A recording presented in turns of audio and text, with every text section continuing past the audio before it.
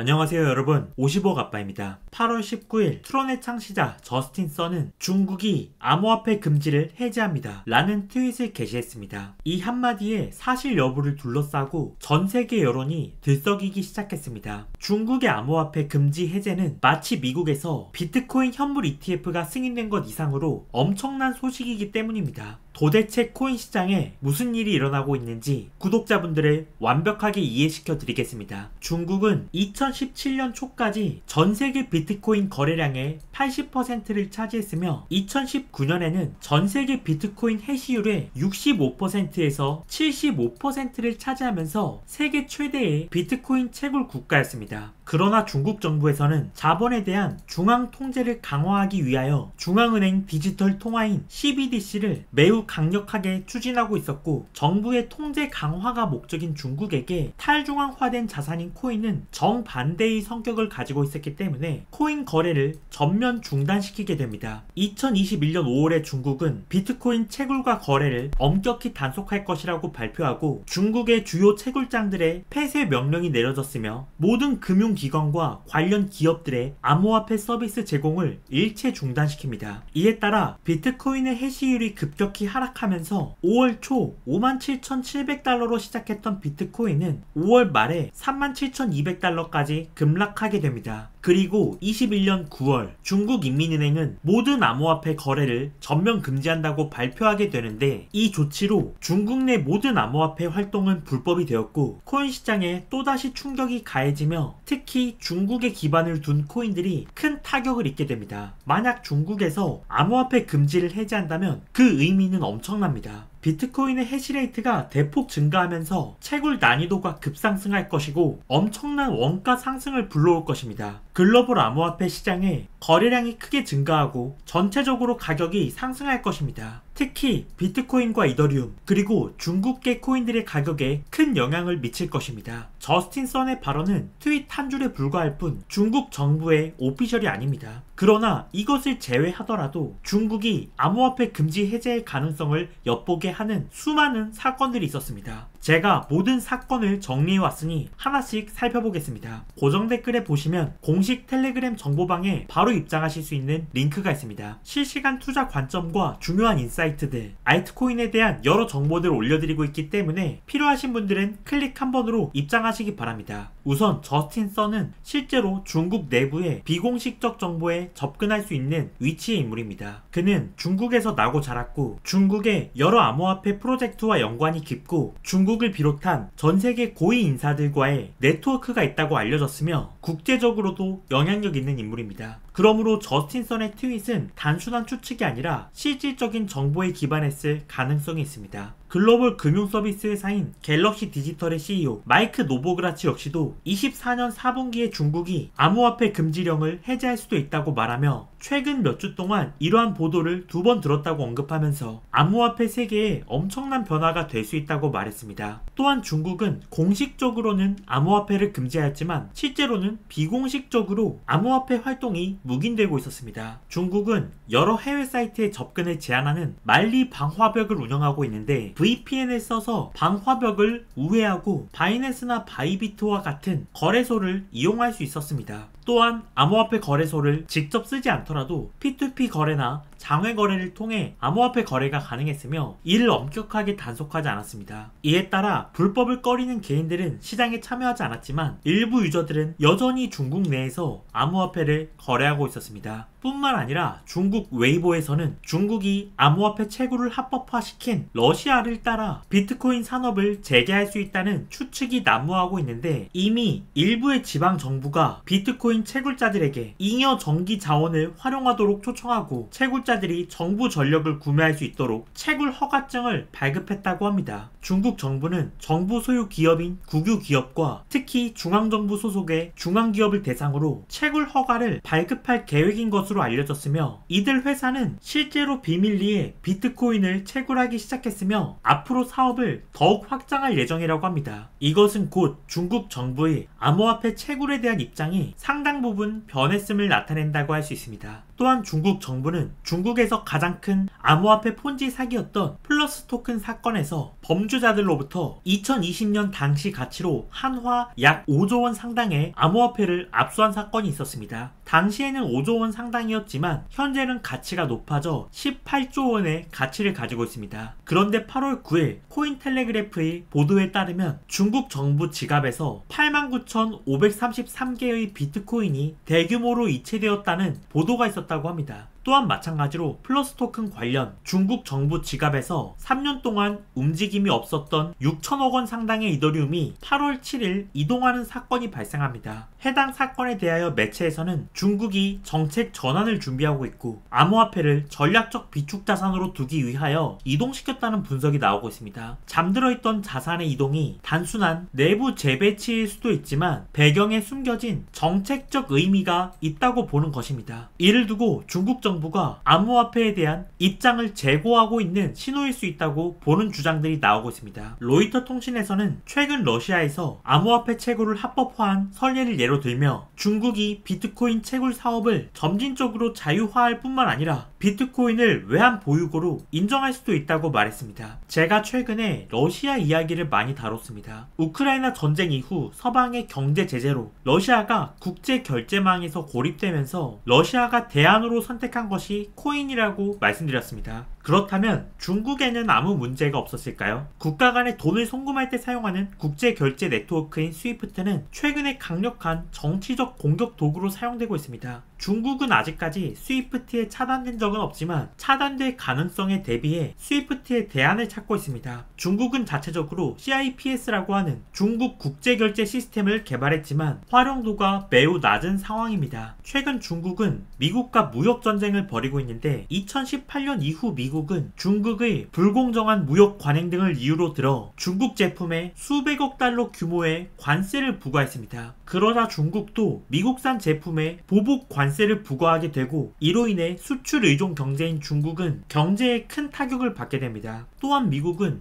중국의 기업인 화웨이가 미국에서 스파이 활동을 할 수 있다며 미국 기업이 화웨이와 거래하는 것을 금지시켰습니다. 또한 반도체, AI, 5G 기술 등에 대하여 중국의 수출을 제한하는 조치를 취함으로써 중국의 기술 발전을 막으려 하고 있습니다. 이에 따라 중국은 국제 경제에서의 독립성을 강화하기 위하여 탈달러 정책을 추진하고자 하지만 앞서 말했듯 중국 자체 기술로는 실용성이 매우 떨어지는 탓에 지금도 국제 무역에서 미국 달러에 크게 의존하고 있는 상황입니다. 러시아 같은 경우 이에 대한 대책으로 코인을 선택했습니다. 러시아와 중국은 서로 매우 긴밀한 동맹국이기도 합니다. 러시아와 미국이 암호화폐를 받아들이고 있는 현 상황에 중국은 주도권을 잃고 뒤처지는 것을 바라지 않을 수 있습니다. 또한 최근 트럼프 후보의 비트코인 관련 발언을 보면 미국이 비트코인을 지배하지 않으면 중국이 그것을 집어들고 중국이 그것을 가질 것이라고 말했습니다. 다른 국가가 가질 수도 있지만 아마도 중국이 가질 것이다. 중국은 그것에 매우 열중하고 있으며 그 분야에서 꽤 앞서 있다고 말했습니다. 미국 대통령이었던 트럼프는 이 문제에 관해 누구보다 잘 알고 있을 것입니다. 중국이 비트코인 채굴에 매우 열중하고 있으며 중국이 그것을 가질 것이라고 합니다. 중국은 겉에서는 암호화폐를 금지하지만 내부적으로는 이 문제에 매우 적극적으로 움직이고 있다는 뜻입니다. 중국의 특별행정구인 홍콩은 전 세계에서 가장 적극적으로 암호화폐 산업에 뛰어들고 있습니다. 적극적으로 암호화폐 현물 ETF를 출시하고 정부 차원에서 웹3 허브를 외치면서 블록체인 기술에 정부의 강력한 지원을 쏟아붓고 있습니다. 중국 본토는 암호화폐 금지 정책을 유지 중이지만 독립구역인 홍콩에 대해서는 암호화폐 허브 역할에 대해 지지를 보내면서 암호화폐 산업의 실험장으로 이용하고 있습니다. 러시아가 국영 암호화폐 거래소까지 설립을 추진하면서 적극적으로 암호화폐 산업에 뛰어드는 상황에서 중국 정부는 홍콩을 통해 러시아와 협력하고 암호화폐 시장에서의 위치를 강화하려 할 가능성이 높습니다. 지난 6월 바이비트 거래소는 갑자기 중국 본토에 거주하지 않는 중국인들을 대상으로 거래소를 이용하는 조치를 오픈했습니다.